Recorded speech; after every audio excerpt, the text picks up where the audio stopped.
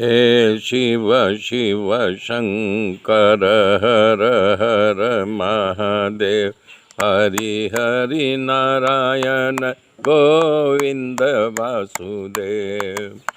शिव शिव शंकर हर हर महादेव, हरि हरि नारायण गोविंद वासुदेव, गोविंद वासुदेव। शिव शिव शंकर हर हर महादेव, हरि हरि नारायण गोविंद वासुदेव। मेरे मित्रों, बताया था भगवान धर्मराज को राजगद्दी बैठाते हैं और राज करने का आदेश दे करके द्वारिका के लिए निकलते हैं।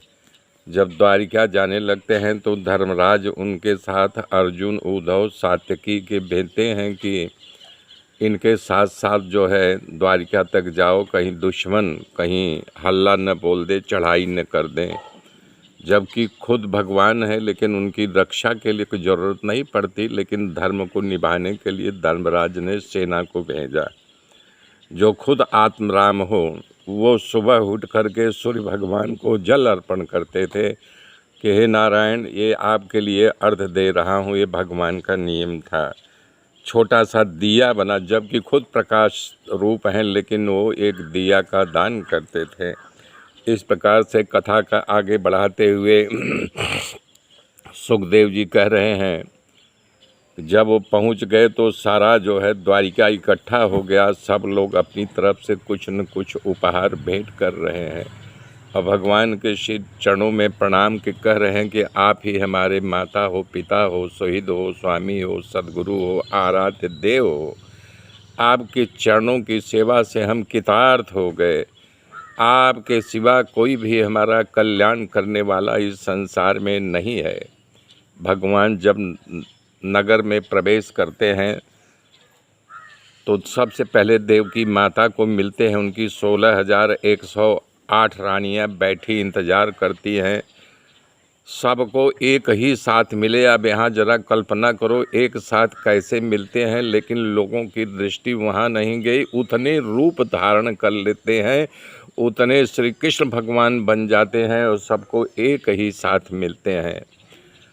द्वारिका जो है सुखपूर्वक राज करते हैं। इधर धर्मराज के राज्य में सब सुख एक साथ कैसे मिलते हैं, लेकिन लोगों की दृष्टि वहाँ नहीं गई। उतने रूप धारण कर लेते हैं, उतने श्री कृष्ण भगवान बन जाते हैं और सबको एक ही साथ मिलते हैं। द्वारिका जो है सुखपूर्वक राज करते हैं। इधर धर्मराज के राज्य में सब सुखी हो जाते हैं और जिसकी इंतज़ार में समय बीत रहा था, उत्तरा के गर्भ में वो गर्भ प्रसव होने का समय आ गया। पुत्र का जन्म सुन करके सभी लोग हर्षित हो जाते हैं। युधिष्ठिर खूब खुश होते हैं। वो कृपाचार्य आदि पुरोहितों को बुला करके खूब दान पुण्य करते हैं। अब यहाँ बात उड़ती है, जब किसी के यहाँ प्रसव होता है तो सूतक लग जाता है।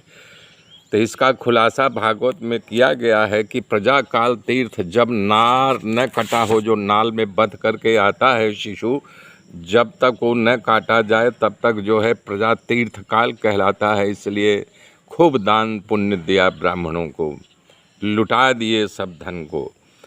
तब सब ब्राह्मण इकट्ठा हुए तो उसके बारे में धर्मराज पूछने लगे कि हमारा ये नाती के बारे में बताइए। तो किसी ब्राह्मण ने कहा कि ये आपके वंश बेला को आगे बढ़ाएगा, ये महाभागवत वाला होगा। तो सब लोग अपनी अपनी बात बताने लगे। किसी ने कहा कि ये राजा दशरथ के पुत्र के जैसे, राम के जैसे सत्य प्रतिज्ञा वाला और ब्राह्मण भक्त होगा। हे राजन, ये तुम्हारा कुल शिवी के जैसा दानेश्वरी होगा, क्षण में आए हुए का रक्षण करेगा। भरत के समान जो है यानी कि ओजस्वी होगा। राम और सहस्त्रा अर्जुन के समान धनुर्धारी होगा। अग्नि के समान तेजस्वी होगा। किसी ने कहा समुद्र के समान गंभीर होगा। सब लोग बोलने लगे। तब उसमें एक ब्राह्मण बोला कि हे महाराज, आपके पौत्र में सब अच्छा ही अच्छा, शुभ ही शुभ है, परंतु एक अशुभ गुण होगा। महाराज युधिष्ठिर घबरा गए, बोले अशुभ क्या होगा? बोले एक ब्राह्मण बालक के श्राप से इसे तक्षक नाग डसेगा और मृत्यु के प्राप्त होगा। मेरे साथ जुड़े रहिए, आगे की कथा कल बोलूँगा। तब तक के लिए जय श्री राम।